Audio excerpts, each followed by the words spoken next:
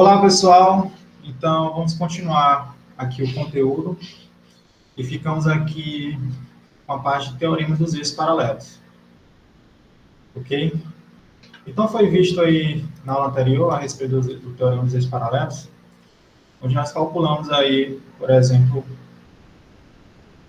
o momento de inércia para o cilindro em relação ao eixo Z, e vimos que o momento de inércia dele é um meio de mR2, onde mR2 é equivalente exatamente ao cálculo do momento de inércia, né? O momento de inércia é o I, que é igual a R2 vezes a massa. Então, aqui calculamos aqui o momento de inércia, que é um meio de mR2. Ok? E aqui para a barra fina, eu tinha falado que temos duas maneiras de calcular o momento de inércia, tanto aqui em relação ao centro, com relação ao eixo paralelo ao centro. Então, para isso, a gente vai utilizar o teorema dos eixos paralelos. Então, tem uma ilustração bem legal que vai melhorar isso aqui, esse entendimento de como calcular o teorema dos eixos paralelos. Imaginamos o seguinte, essa figura aqui, ok? Imagina essa figura aqui, e nessa figura aqui, nós temos aqui um eixo, ok? Temos aqui um eixo principal, que aqui nós temos nosso corpo de massa em emisão, ok? Tem um corpo de massa em emisão, e temos aqui um elemento de massa dm, ok? Que é um elemento de massa diferencial. Esse dm, ok? Em relação ao centro de gravidade desse corpo, ao ponto G, ele tá aqui uma distância R', e ele está posicionado, lembrando que ele está posicionado no sistema X', Y', Z', ok? Então, ele tem uma distância R', onde ele tem uma distância em relação para o X, em relação à altura dele, né? uma posição Y', e uma distância horizontal em relação ao centro de uma posição X', ok? Eu posso estar calculando o momento de inércia desse corpo em relação, por exemplo, a esse eixo Z aqui. Esse eixo Z é o que eu vou chamar de eixo, é o eixo paralelo, ok? É o eixo paralelo. Esse aqui é meu eixo paralelo, ou seja, então eu posso estar calculando o momento de inércia desse corpo aqui em relação a esse eixo Z aqui. Então, essa distância dm em relação ao eixo Z, ela está em qual posição em relação a x, né? Ele tem uma posição R, um vetor posição R em relação a esse eixo aqui, ok? E tem essas distâncias, ele tem essa distância x', que é referente ao sistema x', y', ok? E tem essa distância D, aqui, do ponto A até o G. Então, essa distância R, ela pode ser expressada exatamente como sendo o meu R, né? Esse meu R, como ele é um R2, né? Porque como se fosse um triângulo retângulo aí, né? Meu R é esse aqui é a minha distância Y', e aqui é a minha distância D mais X'. Então, esse meu R2, ele pode ser escrito como um D mais X'2, não é isso? D mais X'2, mais um Y' ao quadrado, exatamente aplicando o teorema de Pitágoras. Então, daí eu posso escrever simplesmente aplicar na expressão momento de inércia, né? Momento de inércia integral de I é igual a R2dm, e eu posso substituir, né, esse valor de R2dm aqui nessa expressão, né? Fica D mais X' ao quadrado, mais Y2', é isso? E um colchete aqui. dm, ok? Então, eu posso estar determinando, então, calcular o momento de inércia desse elemento de massa dm em relação ao eixo paralelo Z, ok? Deixa eu colocar só melhor aqui esse y aqui, y' ao quadrado, ok? Quando eu realizo essa distribuição, esse termo aqui, né, ele vai ficar sendo, é o quadrado, né, da soma, né? Então fica o quadrado do primeiro, mais 2 vezes o primeiro vezes o segundo, mais o quadrado do segundo, mais y' ao quadrado. Quando eu olho para esse termo aqui, x' ao quadrado, y' ao quadrado, é exatamente equivalente a esse meu r aqui. É equivalente a esse meu r, ou seja, esse termo aqui vale exatamente o r' quadrado, ok? Vale exatamente o r' quadrado. Vou apagar aqui um pouco para quando vocês forem ver a figura, ver um pouco melhor. Então, isso aqui vale o meu r' quadrado. Ok? Então, eu faço tudo isso por dm. E aí eu posso estar realizando realizando aí esse cálculo aí, ok? Vai ficar feito o seguinte, ó. Essa integral é feita em torno da massa, né? Em torno da massa. Então, quando eu faço isso, o que que eu tenho? Eu tenho exatamente a integral, é isso de, vamos lá, fica d2, aqui fica d2 dm, porque tudo isso aqui é multiplicado por dm, né? Lembrar, tudo isso vai ser multiplicado por dm. Fica d2 dm, integral de d2 dm, mais a integral de 2d x', né? Então, 2 vem para fora, o d também, x' dm na massa, né? Mais essa integral aí, r'2, r'2dm, r'2dm, né? Então, o que que eu tenho? Ó? Essa integral aqui, tudo isso em torno da massa, né? Essa integral aqui minha vai ser zero. Por que que ela vai ser zero? Porque ela é exatamente a que passa sobre o centro de massa. Então, eu não tenho distância de distribuição de massa em relação a esse ponto, porque a massa está concentrada aqui no ponto G. Então, o momento de inércia aqui nesse ponto ele é zero. Então, nesse caso, esse termo aí vai ser zero. Ok? Esse termo aqui ele vai ser zero. Então, vai sobrar só... vai sobrar, então, só que o r' ao quadrado, r' ao quadrado dm, e o d2 dm. Essa integral aqui vai ser d2m, e aqui vai ser r'2, r'2 dm. Isso aqui vai exatamente me expressar o momento de inércia,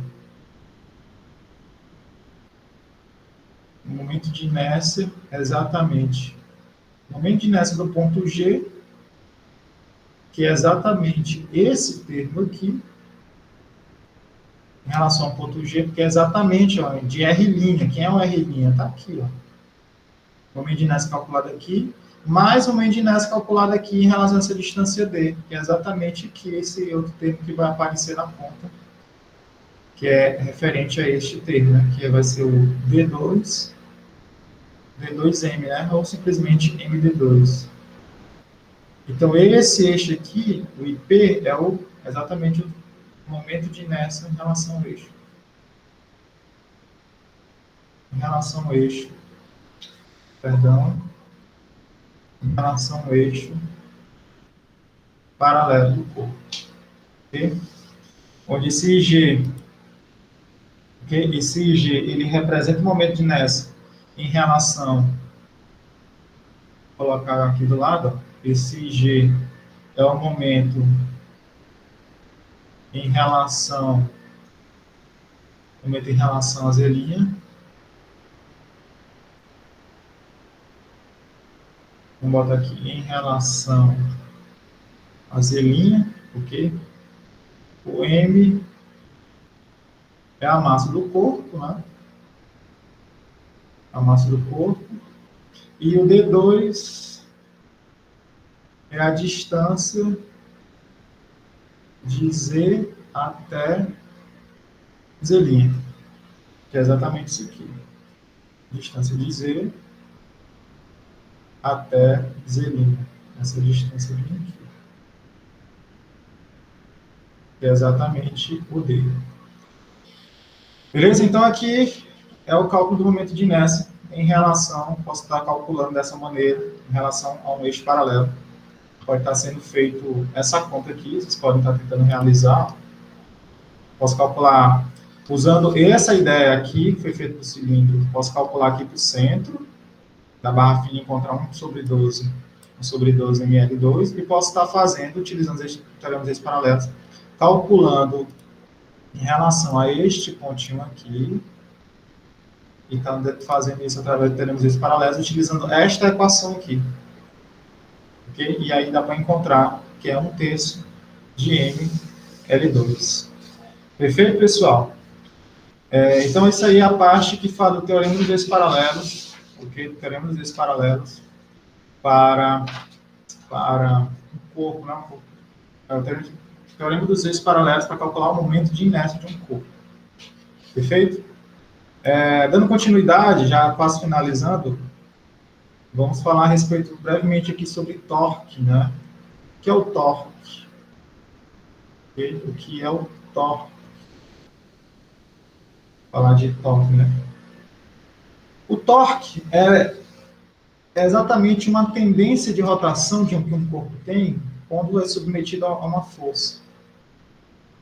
Okay? Quando eu submeto, aplico uma força no corpo, o corpo é exatamente aí, né? A aplicação e a direção que essa força vai estar atuando vai executar uma tendência de rotação nesse corpo. No nosso dia a dia, temos várias aplicações a respeito do torque. Temos várias aplicações do efeito do torque. Como, por exemplo, quando nós estamos tentando, aí, por exemplo, abrir a maçaneta de uma porta. Ok? E outro exemplo bem prático também é como a forma de trocar um pneu de um carro, usando aquela chave L. Vejam que as duas situações se assemelham. Se assemelham por quê? Porque eu tenho um eixo principal de rotação, um eixo principal, onde eu vou estar aplicando um eixo fixo, né? Por exemplo, vai ser aqui, meu eixo fixo vai ser aqui. E temos que eu tenho um determinado comprimento, né? Um determinado comprimento, onde essa força, né? Onde essa força vai estar sendo aplicada em relação a esse ponto. Então, veja que o torque é isso, é essa tendência de rotação. Então, para eu poder aplicar exatamente essa força para que essa maçaneta, abra, eu vou estar tendo que aplicar uma força de forma que ela vai ser perpendicular ao meu eixo. Por exemplo, se a maçaneta está aqui, seria uma situação da maçaneta aí, certo? Seria mais ou menos isso. Percebam, tanto aqui para abrir a maçaneta e para a roda do carro, essa força ela vai ter que ser direcionada de forma perpendicular. Ou seja, essa distância aqui, o ponto que ela se encontra até o final da alavanca aí, eu tenho uma distância que eu posso chamar de R. E veja que para eu rotacionar, eu preciso aplicar uma força que ela é perpendicular. Então, uma força para baixo, fazendo exatamente com que esse corpo ele adquira um sentido de rotação. Então, o torque é exatamente isso aí, essa força que tem essa tendência de rotação. Ok? E lembre-se, para essa força ser efetiva, né, essa força ela tem que ser sempre perpendicular. Se eu tenho, por exemplo, aqui, essa situação aqui, um círculo, né, para fazer com que esse círculo execute uma rotação, eu tenho que estar aplicando forças que sejam sempre perpendiculares a ele. Então, se eu aplico uma força para cá, uma força para cá, aplico uma força para cá, e enfim, uma força para cá, essa força é perpendicular, aqui é uma força, né? Forças. Essas forças estarão sendo sempre aplicadas em relação a uma determinada distância. E essa distância é o quê? É o centro da circunferência. Essa distância é exatamente o raio da circunferência. Então, dessa maneira aí, eu posso determinar e procurar uma forma de definir o torque desse tipo. Então, vamos considerar aqui uma determinada figura. Okay? vamos considerar aqui, vamos considerar a seguinte representação. Eu tenho essa figurinha aqui, e eu tenho que o eixo de rotação dessa figura, desse corpo, né, ele tem essa dimensão aí, é exatamente esse ponto O, e ele é separado por essa distância R. Essa distância R. E nesse ponto aqui vai ser a aplicação da força. Veja que essa força está sendo aplicada nessa direção aqui.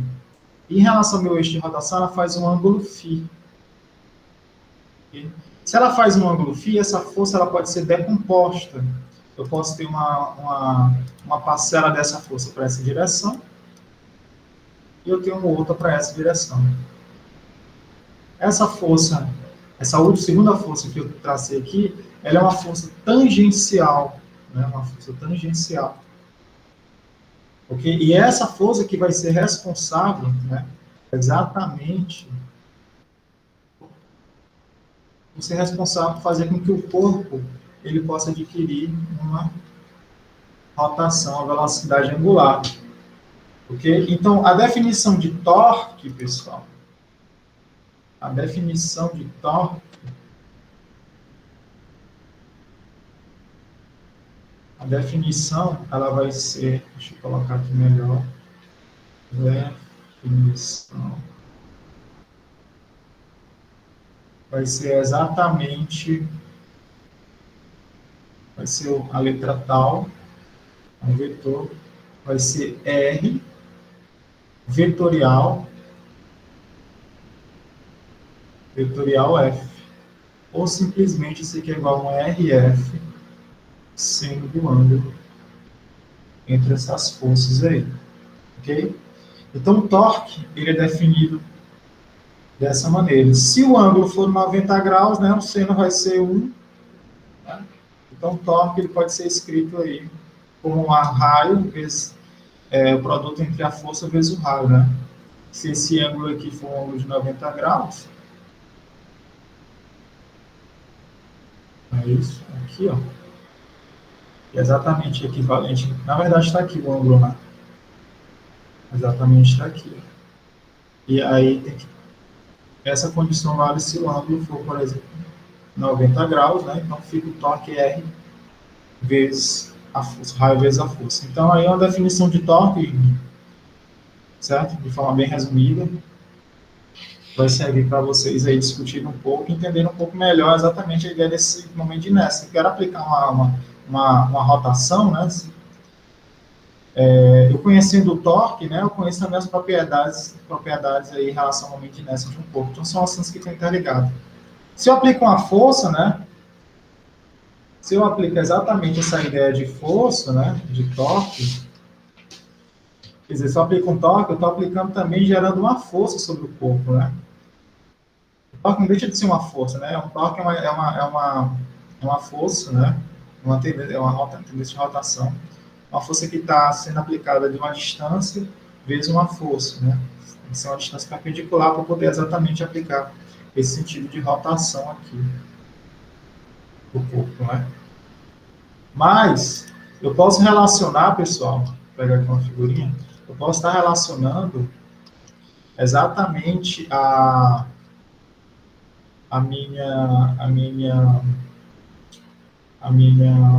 o meu torque com a força, né, com a segunda lei de Newton, né? Eu vou pegar uma figurinha aqui, relacionar melhor para vocês, né? Então, vamos considerar então essa figurinha aqui, ó, essa representação aqui, ok? E dessa representação aí, eu posso estar relacionando a segunda lei de Newton, certo? Vou estar relacionando a segunda lei de Newton, a segunda lei de Newton e torque. Ok? Vou estar relacionando as duas aí. Estou relacionando as duas aí.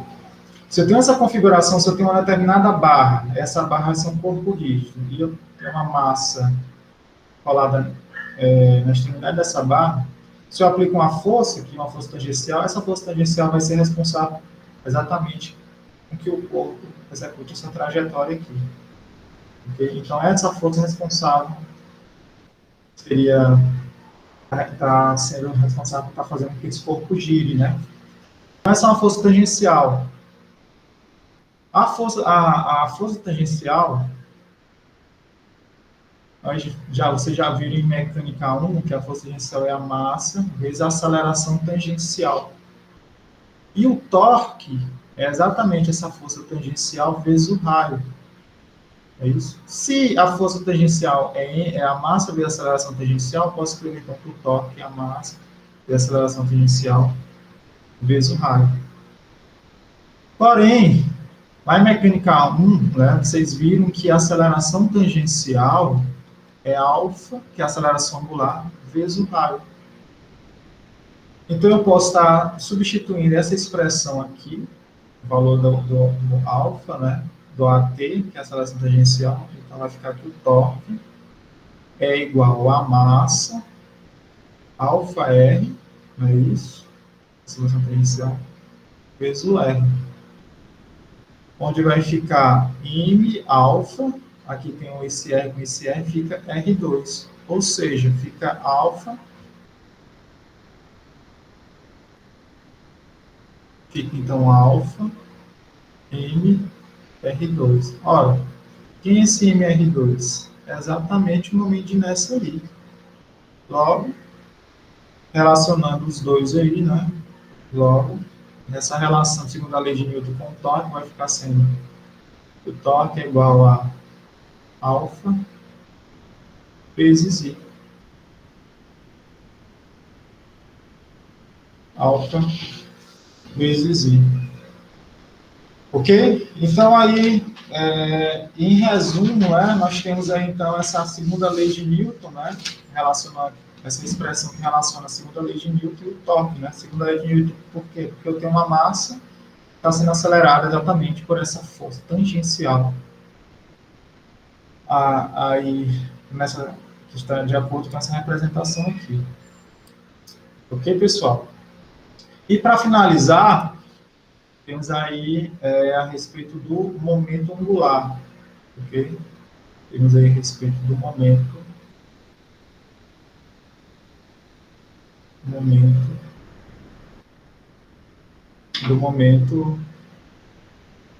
angular, beleza? Então, o que é o momento angular, certo? É uma grandeza física, certo? O momento angular, ele é uma grandeza física que mede a quantidade de movimento e rotação dos corpos. Ele vai exatamente medir essa quantidade de movimento que um corpo pode estar realizando. Por exemplo, aqui, vamos considerar aqui um sistema aqui XYZ. Okay? Um sistema X. Sistema X. Opa, coloca aqui X. YZ. E aí, eu tenho aqui uma distância que vai caracterizar exatamente essa partícula aqui. E eu tenho uma distância que é uma distância R e faz um ângulo θ aí em relação à horizontal. Okay? E essa partícula está se locomovendo no espaço de acordo com a trajetória. Essa partícula tem um momento linear associado a ela, né? Já é de conhecimento de vocês de mecânica 1. É um momento linear, que é o momento P, que é dado pela massa vezes a velocidade. O momento angular, pessoal, para uma partícula, o momento angular para a partícula, okay, é dado como sendo L, é o R, vetorial P, ou simplesmente RP, seno do ângulo. Isso é para uma partícula. O que a gente vai fazer aqui é para um corpo rígido. Se eu tenho um corpo rígido, um sistema que é um corpo que é composto de diversas partículas, eu tenho então que o momento angular total,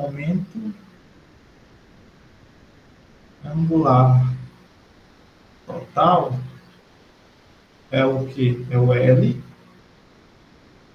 okay, que é vetorial, vai ser exatamente o L1 mais o L2 mais o L3, isso aqui é para cada partícula que constitui o corpo. A somatória até a enésima partícula que constitui esse corpo. Ou seja, vai ser o somatório, porque de 1 até I elevado a N, de Li, né? São todos os momentos angulares que constituem o corpo. Mas como assim? Como seria isso aí, né? Seria como se fosse imaginar um corpo. Eu tenho vou pegar aqui um sistema XY, o corpo está no plano.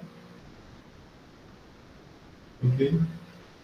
Y e aqui X, e aí eu tenho esse corpo aqui. Eu tenho exatamente esse corpo aqui, que está no sistema.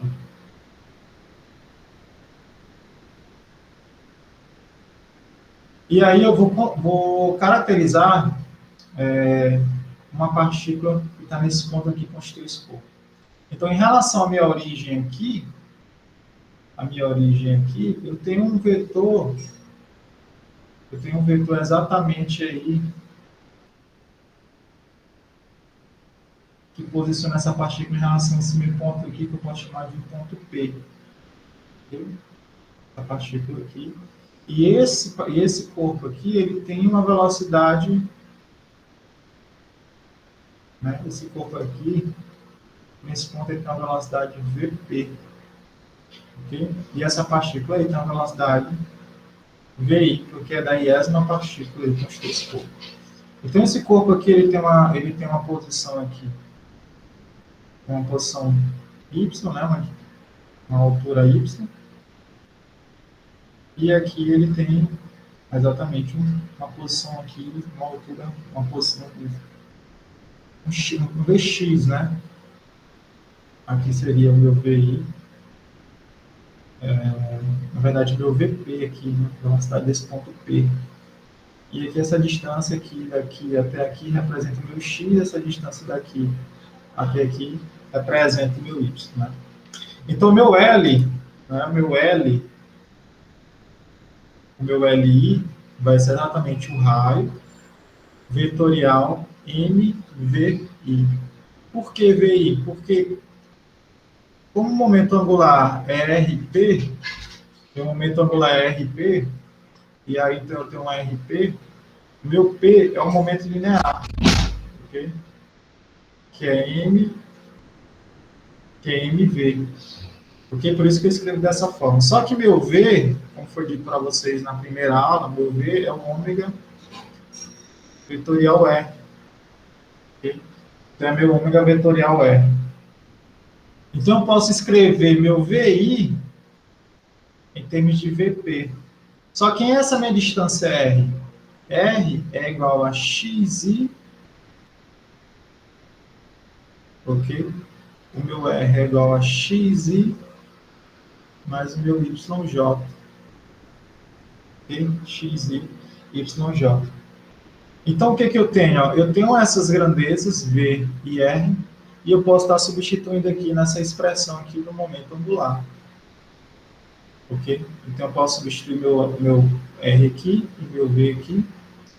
E quando eu faço essas substituições, pessoal, certo? E realizo essa conta, eu vou encontrar aqui o momento angular, certo? O momento angular para um corpo rígido, o momento angular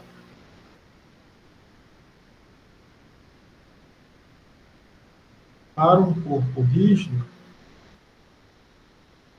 ok? O momento angular para o corpo rígido vai ser meu L, vai ser I, vai depender do momento de inércia, vezes ômega, ok? Então, essa expressão do momento angular do corpo rígido. Essa conta aqui, vou deixar como exercício que vocês tentem fazer. Vocês vão pegar esses valores de V e R, certo? Pega esse valor de V e R, substituir aqui dentro dessa expressão e vão realizando o produto vetorial, considerando exatamente a multiplicação entre o vetor posição, né? Entre os versores, né? Entre os versores, na verdade. E aí, uma dessas grandezas as duas dessas grandezas irão a zero, porque vão passar exatamente pelo centro de massa do corpo, e vai sobrar exatamente a velocidade angular e o momento de inércia. Okay? Beleza? Então, o momento angular para um corpo rígido é I ômega, certo? Aí temos o quê? Se nenhum torque, que é uma força externa, por exemplo, se não tem nenhum torque aqui, nenhuma força atuando, se eu não tiver nenhuma força atuando sobre esse corpo, né? Se eu não tiver nenhuma força atuando sobre esse corpo aí, se nenhum torque externo,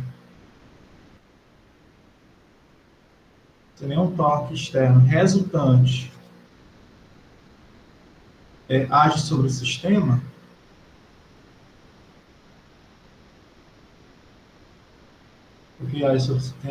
eu tenho então que o momento angular ele vai ser sempre todo tempo constante. Significa o quê? Que o DL, a variação do momento angular no tempo, ela é igual a zero. E isso significa que me leva exatamente a uma lei de conservação, né? Conservação do momento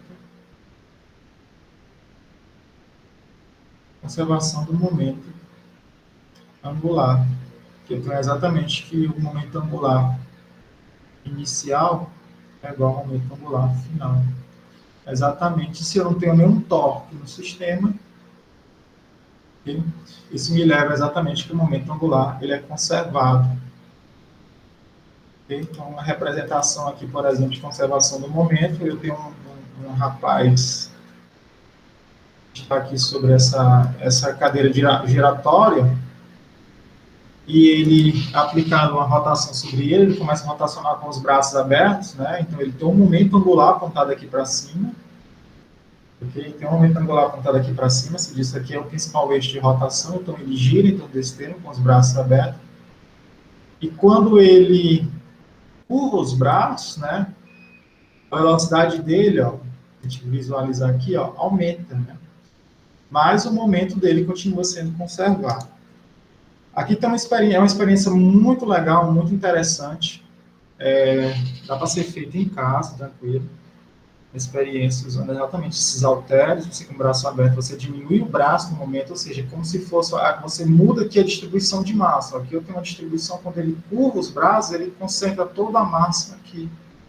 E o momento de inércia, o momento angular para o corpo rígido, né, depende exatamente do momento de inércia. O momento de inércia trata exatamente da distribuição de massa no corpo, né?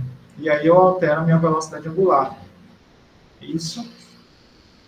Eu vou estar passando o link do YouTube, onde mostra uma experiência exatamente sobre isso. Vou estar postando para vocês, mostrando lá no sistema Cigarro para vocês. Ok, pessoal? Então, pessoal, essa foi toda a unidade 1, como tinha prometido, falando de momento de inércia, teoremas esses paralelos, o torque e o momento angular.